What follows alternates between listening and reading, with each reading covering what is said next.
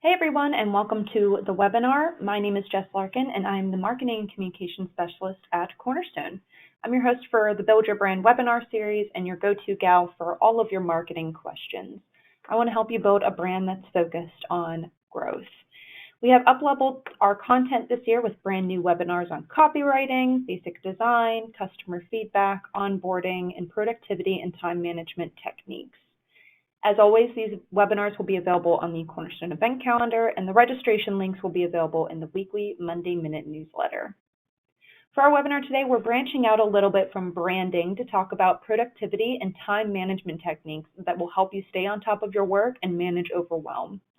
Especially during AEP, it's important to have techniques and systems in place to help you stay on top of your to-do list and manage your calendar. But before we get into that, we'll start with a little bit of housekeeping as we usually do. My contact information is on the screen if you'd like to get in contact with me. Also, be sure to give us a follow on social media. We post industry and Cornerstone updates and information. So you can go to Facebook, LinkedIn, Twitter, or YouTube to give us a follow. And if you haven't already heard, we have a top secret project coming up soon that will help you upgrade your own marketing. In March, we will be releasing a new consultation program to help you with services like branding, website design, social media, and more. So stay tuned for more information coming soon. All right, let's talk productivity. We've all been there. Your to-do list is 20 items too long. Your voicemail box is full of messages that need to be addressed. You don't feel like there's enough time in the day to eat and answer 100 emails. Everything is piled up and you need a system to help get you organized. I'm something of a productivity and organization nerd. At any moment, you can find me learning as much as I can about how to best manage my time and my to-do list. And let me tell you what, I've tried it all. Needless to say, if you want to see more webinars like these, please let me know. I could talk about this all day. I've gone through a number of different systems throughout the years to ensure that I'm staying on track with my progress, from using customized spreadsheets, which I'm actually going to show you in detail in a minute, to now using Notion to keep track of my projects.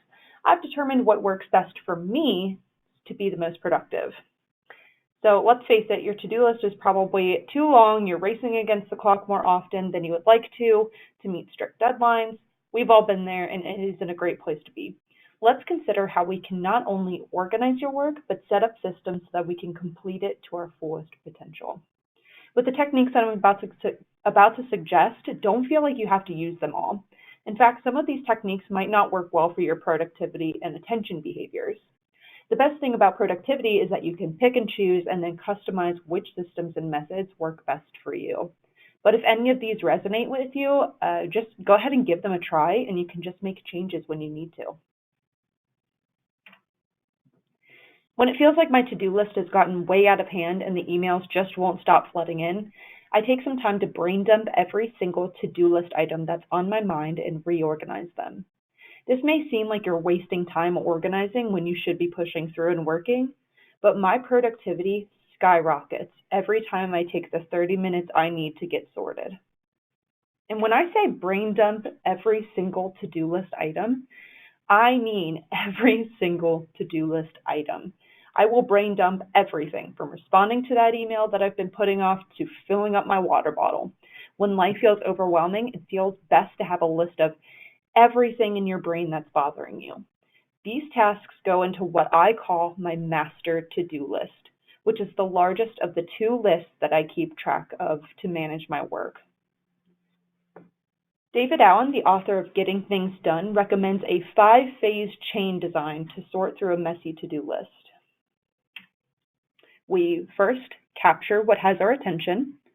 2, clarify what each item means and what to do about it. 3, organize the results, which presents the options we 4, reflect on, which we then choose to 5, engage with. So in order, the 5-phase chain approach includes capturing, clarifying, organizing, reflecting, and then engaging. So let's consider the first chain, capture. You can use a number of quick capture tools to help you brain dump your to-do list. For me, I use the Things app on the iPhone to quickly capture a to-do list item as it pops up into my brain. I can just open the app, type in exactly what I'm thinking about, and then close it to revisit later. My brain is then cleared from whatever that task was within 30 seconds of having the thought. You can also use in the built-in Notes app on your phone or any other to-do list or reminder app that's available. As long as it's really quick and easy to access with minimal clicks, it'll work as a quick capture tool. If an app isn't really your jam, a quick capture tool may just be like a small notebook that you carry in your pocket, or maybe it's a bunch of sticky notes on your monitor, anything that is quick to access so that you can respond to that alert in your brain. If you're working on a task and you suddenly remember that you need to follow up with a client about something, you want to be able to quickly get out your quick capture tool so that you can add it to your list and categorize it later and then continue on with your other work. You then have to take some time to clarify your to-do list. Find out what needs to be done and when, and how much energy and time it'll take to complete that task.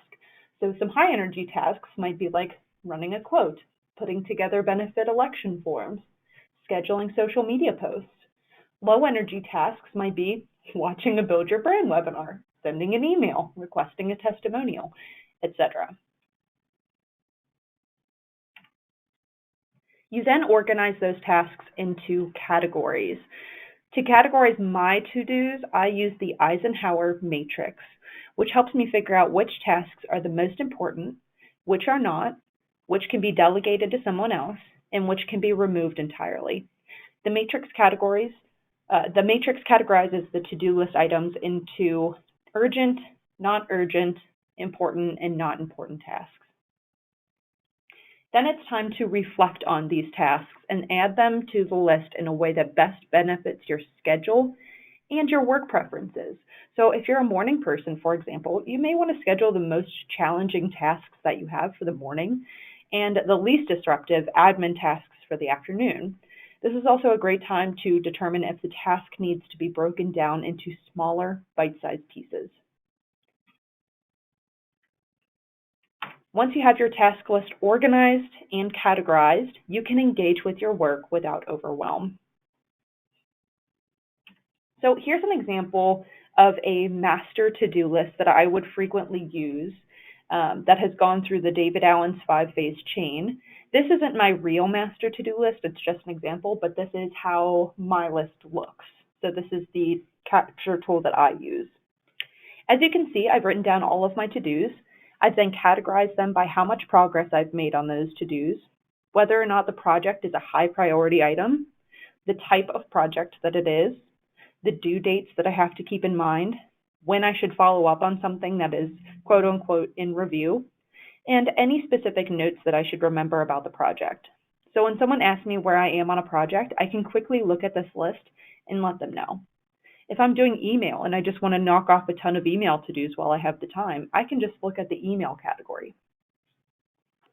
Once the master list is set up, then I'm able to easily create daily to-do lists that are far less systematized, but they're still organized. So on my master list, I have that I need to update ASP marketing. Now, that's a big project with multiple steps. I have several flyers to edit, I have a web page to update, I have forms to restructure, etc. So when it comes to my daily to-do list, I can just say I want to get these 2 flyers done for that project. That makes the task of updating ASP marketing far less overwhelming for me to complete. The daily to-do list is way more specific and actionable than the master, but it helps me take small steps to finish whatever it is on the master to-do list that I have. It also keeps me focused on that day's work instead of worrying about all the other 200 things that I have going on. And this system could work for more than just your professional work. Consider the tasks that you have on your brain in your personal life. Maybe you have 20 different home projects that you're working on, or your paper inbox is filled to the brim with mail that you need to address. Take some time to write out a list first, categorize it, and then take action. To keep my tasks organized in the past, I have used a spreadsheet that I custom made to keep track of my projects. What needs to be done, what can hold off for a minute, and what I'm waiting on. And Good news, I'm providing this template of the spreadsheet for you so that you can use it to organize your own tasks. So let's take a look at that right now. Here we go. As you can see, the spreadsheet I have has a sheet for my master to-do list, which is what you're seeing on the screen right here. And then the rest is organized by week, which is then sorted by day. So this is Monday, Tuesday, Wednesday. You can add the day's date. If you need more room for your to-dos, you can also just add a row. You're not limited to these rows that I have here. At the bottom of my weekly spread, so this is a weekly spread, I also have this week's priorities so that I can list out all 3 of the most focused-oriented works that I have this week. And I have a section for weekly wins so that I can celebrate my successes. I like to color code my to-dos so that I know the progress of each to-do. When I've started a task and it's officially quote-unquote in progress, I highlight it in orange. Once the task is complete, I then highlight it in blue. Any high priority must be done today tasks are highlighted in red so that they stand out. And finally, any projects that I'm waiting on someone else to continue working on are highlighted in yellow. You can create your own color coding system to keep track of the progress of your tasks. And let me tell you, there's nothing better than seeing a week with a lot of blue. So here's an example of what the spreadsheet might look like at the end of the week. Plenty of the items are categorized in blue so that you know it's a pretty productive week. And there are a couple of yellow items that you're waiting on responses for that you might want to follow up for the next week. And it looks like there were 3 great wins for the week that I can celebrate. The great thing about this spreadsheet is that you can keep it throughout the year. That way, when it comes to reviewing your past year and making goals for the next year, you can review everything that you've done, how long it took to complete it, and how those operations can improve for efficiency. I used this template for 3 years before I found a new program called Notion, which is now how I use to organize my master to-do list and any daily to-do list that I have. So if you'd like a webinar on how I organize my work through Notion, please let me know. And as you can see on the master to-do list, just like in the example, you can set the task, the progress of that task, whether or not that task is a high priority, the type of project that it is, add due dates, follow-ups, and notes. So this is all going to be available to you as a resource. All right, now let's talk about time management. You have your to-do list set up and they're ready to go. So now you need some time constraints. The simplest techniques are often the most effective. The Pomodoro technique, which you might have heard of before, was developed by Francesco Cirillo in the late 1980s as a way to manage time more effectively. The idea is to set a timer for 25 minutes, or any amount of time that works best for you, to do focused, uninterrupted work. Once that time is over, you can take a 5-minute break. You then repeat the cycle 4 times and then take a longer break, like 15 or 20 minutes. Personally, I like to set my Pomodoro timer for 50 minutes with a 10-minute break in between to get more coffee, use the restroom, check my phone. But during those 50 minutes, my focus is completely on my work. This technique helps manage distractions and decrease mental fatigue. I find that my days are a lot more focused and efficient when I use the Pomodoro technique. If you tend to get distracted by smaller tasks, or if you're overly optimistic about how much you can reasonably get done in a day, or if you find yourself often working past the point of optimal productivity, then I would consider trying out this technique. Let's use a practical example. Let's say that you're working on a benefit election form for a client and you also need to put together a presentation, and you just want to take the time to just get it done. Set a timer, either using the clock function on your phone or using an app, to focus on the project and only that project. Once your break comes up, you can check your emails, get a new cup of coffee, stretch, but for that specific amount of time that you set, for me it's 50 minutes, you are glued to this project and only this project. I use an app called Focus Keeper on the iPhone to track my Pomodoro sets, but there are plenty of options out there. The app allows me to set the length of each round and how many rounds I would like to do. I can also track my stats to see how much my productivity has improved throughout the week with this technique. For Android, I've heard a lot of great things about Pomo Done, So I would recommend you check that out if you don't have an iPhone or iPad. But like I said, you don't need these apps. You can also just use the clock function on your phone to set a timer for 50 minutes and then set a subsequent timer for 5 minutes. The next popular technique for managing your time is calendar blocking. Calendar blocking may be best for those of you who have a to-do list that seems unmanageable. You have calls that you need to be made, you need to go visit a client, you have a prospect meeting that you need to prep for. Your days are already hectic, and a hectic to-do list certainly doesn't help. Fair warning, some argue that the calendar blocking system feels overwhelming. So if that's the case for you, maybe it's time to think of a different approach. Personally, I feel this way, but I also wanted to bring it up because I know a lot of people who swear by this method, who absolutely adore it. So like I said in the beginning, it's really based on preference which of these you want to try out. Calendar blocking can be used to schedule in time for each task that you have on your to-do list. This helps you set realistic expectations for your list, helps keep you away from distractions, and it helps you inform colleagues when you're unavailable for meetings or phone calls. When I place an event on my calendar, my hard and fast rule is to not move it. Here's the most important thing I do to stay productive. I put some time in the calendar to manage my emails. Emails can be the death of your productivity because you'll never be done responding to them. You're always going to get another email. The famous quote-unquote inbox zero is a nice thought, but new emails will always come in. So I like to put 30 minutes on my calendar 3 times a day to focus only on emails. If I receive an email outside of those 30-minute increments, they have to wait. But throughout that 30 minutes, I can respond to emails and task them. If you have calls to make and you want to make sure you're calling people back at an appropriate time, put some time on the calendar. If you have to put together a proposal, put some time on your calendar for that. If you have some pesky administrative tasks that you have to do each week, put it as a repeating task on your calendar. I always like to make sure I'm breaking for lunch if I have the time, so I'll even put that on my calendar. So here I put together an example of what this might look like for my week. I have admin, designs to create, copy to write, webinars to put together, emails to send out, projects to manage, and so on. You know, the life of a marketing professional.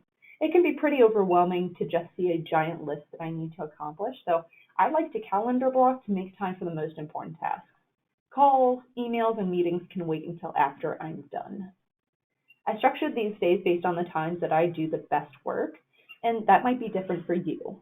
For me, I tend to get the most work done in the morning, so I put the heaviest tasks like project management at the front where I have the most focus and energy. For some of you, that time might be in the afternoon or even in the evening. When I'm the most lethargic, I schedule tasks that are going to wake me up, like phone calls or working on a fun design. It's important to make sure that you don't overly schedule your day. Some people run into this problem. For example, I wouldn't include things on my calendar block like wake up, make bed, brush teeth, get dressed, etc., unless that's a system that would work well for you. For me personally, I am a bit of a rebel / questioner when it comes to strict schedules.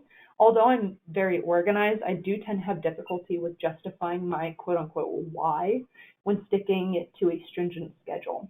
So I only like to schedule high priority, big tasks instead of micro-scheduling every moment of my day.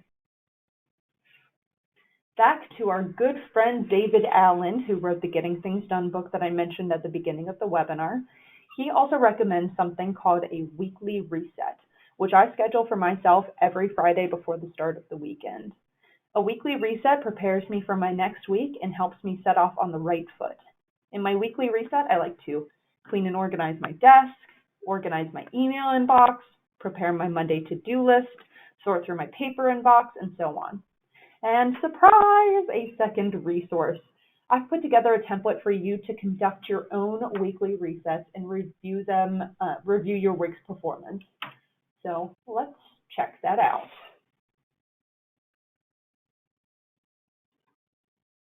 All right, here it is. This is a fillable form / checklist that you can save to your desktop to revisit at the end of each week to prepare for the week ahead, and so that you can reflect on your past week.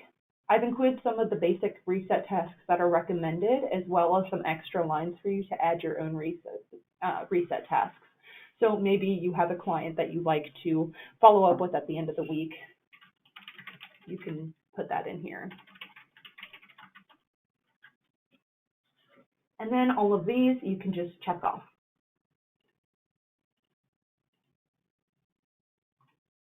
On the right-hand side, there are some prompts to help you reflect on your week, how it went, how you can do better going forward, and those are just text box, so you can just type in those.